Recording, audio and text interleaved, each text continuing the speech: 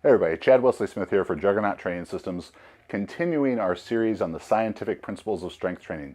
Today we are covering principle number 6, phase potentiation. So phase potentiation is really a fancy way for me to sound smarter than I really am by talking about using one phase of training to increase the potential of the subsequent phase of training. So the more official definition we're going to give it is a logical sequence of training phases to promote the best overall long-term outcomes. And it's very important that at this point with phase potentiation, we're getting into more of the minutia, a lower priority. Priority number 6 out of 7. So you could do a great job with, to have a great training program, you have to do a great job of specificity, of overload, of fatigue management, all right? But the thing that's going to set the best, absolute, most optimal training programs apart from just good programs are these, last couple principles, phase potentiation being one of them, and I think something that's had a great deal of importance in my success and the athletes that I coach. The way that we're going to apply phase potentiation for powerlifting in its simplest terms are we're going to grow bigger muscles, build more muscle. That's going to happen in the hypertrophy phase. Then we're going to teach those bigger muscles to produce more force in general strength. And then we're going to take those bigger, more force-producing muscles and hone their technical prowess, hone the neural qualities of the 1 rep max in the peaking phase. There are 3 main considerations to be made when deciding how to, figuring out how to properly phase potentiate a training program. Specificity, sequence, and adaptive decay. First, let's address specificity. Now, you can go more in depth with the principle of specificity, which creates the framework for all training decisions in my video all about specificity.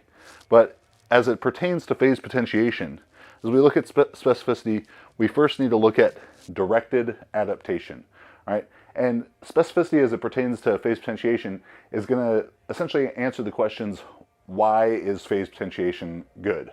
Why is it important? And the reason really is going to be that training a single modality at once with all of your efforts focused towards developing that one quality is going to be superior to trying to train multiple qualities during the same time. This, in my opinion, is what differentiates and distinguishes block-style periodization or phasic structure periodization as being superior to a concurrent style of periodization, or potentially even what people traditionally would call daily undulating periodization, though it's not necessarily inherent to that, but a common error that people are making is that they're trying to train too varied of qualities within the same training week or within the same training month.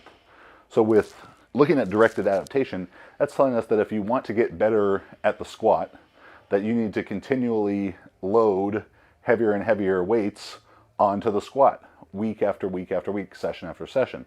And without doing that, with changing it too frequently, you're going to fail to satisfy that idea of directed adaptation. And you can go more in depth with that idea in our previous video in this installment on the principle of variation. So we need to have focused, directed adaptation, specific work directed at developing a quality session after session, week after week, for a minimum of 3 weeks to really see any adaptation occurring. After that, we need to look at training modality compatibility. Training modality compatibility is the idea that some training stimuluses pair together better than others. All right, and a very simple example of this is going to be CrossFit. All right, so CrossFit is mixing together different modalities from far ends of the physical spectrum and trying to combine them into one training session, one training week, one training phase. And in doing so, they suboptimally develop any of those qualities. And that's not really going to be a controversial thing to say. You'd have to be a pretty die-hard CrossFit fanatic to say that trying to train all the things at once is going to optimally develop any of them. So because you're watching this and you're probably a powerlifter or maybe a weightlifter, all right, you're watching this with much more specific focused goals in mind. So we want to choose training modalities that are very compatible. All right, and while things like muscle size and muscle strength, hypertrophy and general strength are much more compatible than, let's say, endurance and strength, they're still not going to be able to optimally, and again, we're splitting hairs, we're talking about maybe that last 1% of effectiveness, which in the short term, in the course of one training cycle, maybe is a negligible difference, possibly something you can't even really, perceive. But training cycle after training cycle, month after month, year after year, decade after decade, potentially, of training, that little 1% difference in that 1% improvement or 1% advantage in training for just muscular size and then just muscular strength and then just the peaking qualities is going to really start to manifest itself versus trying to train them all at the same time. So we need to make sure that in satisfying specificity, we are strategically choosing the modality that we're aiming to develop. So we want to complement the training that we're doing rather than interfering with the development of any of the qualities. So that's going to move us on to sequence. For the training sequence, we need to decide which phase precedes another. And in doing so, we need to make logical, strategic decisions to make sure that potentiation is occurring. So this is the principle of phase potentiation. Potentiation increasing the potential of the subsequent sequence. So we don't want to just randomly throw them together and say, well, Chad said we have to have phases to our training. All right, strategically organized phases. Improve muscle size, strength, then technique and neural qualities. So we want to be strategic and logical in the sequencing of our phases to make sure that this phase improves the potential of next phase, and so on and so on. So let's use the analogy of a skyscraper, and you can see my incredible artistic abilities here, that the base of our skyscraper is going to be hypertrophy. It's going to be muscular size. The bigger that you can make that base, the taller you will be able to build the skyscraper. It is important to consider that in the actual building of a skyscraper, the first thing they do is dig a foundation, all right? It is actually going down, all right? So in properly phase potentiated training for powerlifting, you may have a decrease in the 1 rep max, all right, to be able to lay a better foundation of hypertrophy. That's fine. You don't need to be ready to lift the heaviest weights all the time because your competitions aren't coming up as a surprise, all right? You know when you're going to compete, so you can take that step back, potentially in the short term, particularly for more advanced lifters, decrease the 1 rep max while you train for qualities of hypertrophy. Because while in the long run, doing sets of 8, 10, 12 reps, setting 8, 10, 12 rep maxes is going to help you build more muscle, in the short term, it is going to detract from the neural qualities and potentially a little bit the technical qualities, especially depending on what you do from an exercise selection standpoint. But in the long term, it's going to allow you to build more muscle, which is going to be greater, increasing the potential of the subsequent phases. So we're going to dig the foundation and lay a big base. Build as much muscle as possible with hypertrophy. Then on top of that, you're going to build your main floors, all right? That's going to be the general strength. You're going to build that as tall as you can, as big as the hypertrophy you created will allow for. You could run into the issue of adaptive resistance there. So you cannot, you made your base as wide as you did. You can't infinitely build on top of that and just keep doing strength, and expect it to continually go up. Adaptive resistance is going to stop that. The longer you continue to do something, the longer you do the same thing, you're going to get some diminishing returns or slower gains with that. Again, refer to my video on principle of variation to learn more about that idea. So once you've exhausted, you've pushed that to the limit of its adaptive resistance, you've built all the strength that you can. Finally, we're going to throw a little antenna on top of our skyscraper, and that is peaking, all right? That is the final piece of the puzzle. For an antenna to work well in the context of an actual skyscraper, it needs to be put up as high as possible. So the bigger hypertrophy base and the greater general strength main floors that you build, the higher that peak is going to be able to go.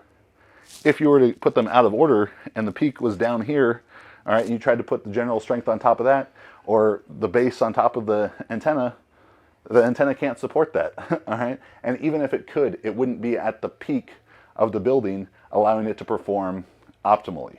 With that being said, that is why you cannot try and peak all the time. You can't put the antenna at the base. You can't always be doing singles, training low volume. because you're not going to get the benefits of that big base, of that general strength, and putting the peak at the highest point of our training skyscraper. Finally, we move on to adaptive decay, the third principle that's going to make up this idea of phase potentiation. Adaptive decay means that we need phases, and we can't train everything at once. We've established that with the ideas of specificity and sequence. And the phases can't be random. They need to build on each other logically, because all of these physical qualities have, a time that they will last. That's a very common criticism that conjugate and concurrent coaches will make of a more linear style programming, saying that you're always moving away from the qualities that you previously developed. And that could be true if you're doing it wrong. All right. But as we move from hypertrophy to general strength will almost infinitely retain hypertrophy. So general strength, in terms of doing sets of 3 to 6 reps, there's going to be sufficient volume in there to retain the hypertrophic gains you made in the first phase. Now, you're not going to build more muscle by doing that. You're not going to build more muscle doing strength training than you would have with hypertrophy training, but you're not going to lose that muscle either. So that's very important to understand. If you're doing sufficient volume during general strength, you're not going to lose, you're not going to have adaptive decay from the hypertrophy training that you were already doing. So it's this idea of like, if you don't use it, you lose it. That can become true if you're using inappropriate phase lengths. So peaking training is where it's really going to become an issue.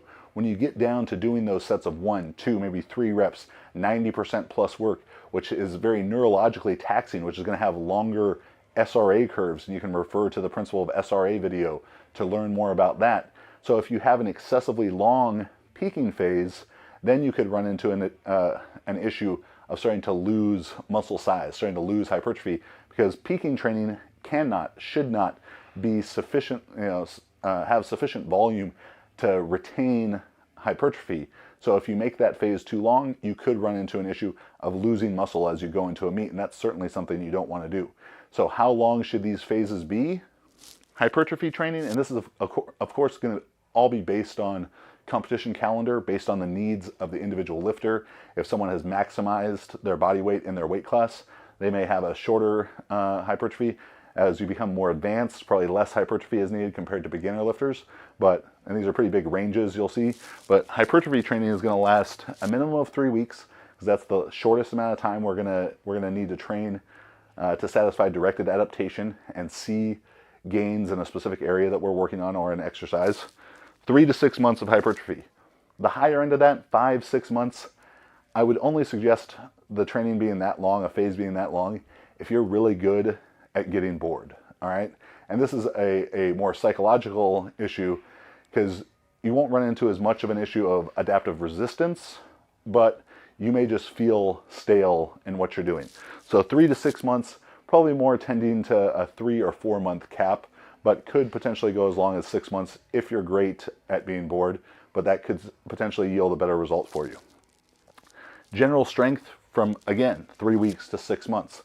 Same idea. The longer end of that, you could run into some adaptive resistance, you could run into some psychological staleness, but you could go as long as up to 6 months. Again, minimum of 3 weeks.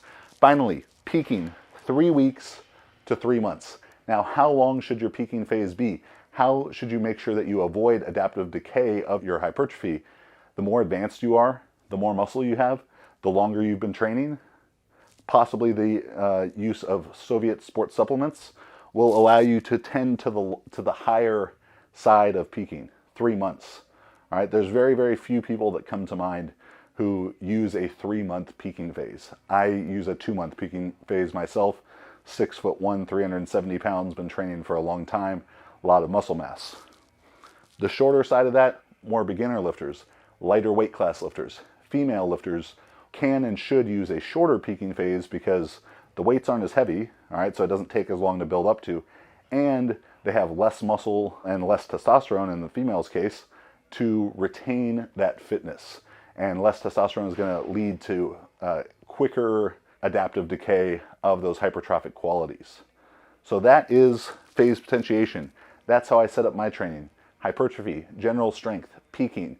Phase lengths are going to vary depending on competition calendar, depending on lifters' abilities, depending on where they are in their career.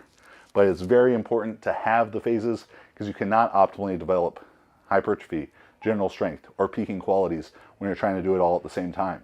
So make sure you go back, watch all the other videos, watch the whole series. Specificity, overload, fatigue management, SRA, variation, and now the principle of phase potentiation. Next we'll have the final thing, individual differences, coming up. Hopefully you enjoyed it. If you want to learn more about this, check out Scientific Principles of Strength Training by Dr. Mike Israetel, Dr. James Hoffman, and myself on the cover for the Sex Appeal, as well as my book, A Thoughtful Pursuit of Strength, to go more in depth on how I practically apply this to my and my athletes' training. Hopefully you enjoyed it. Please subscribe to the channel.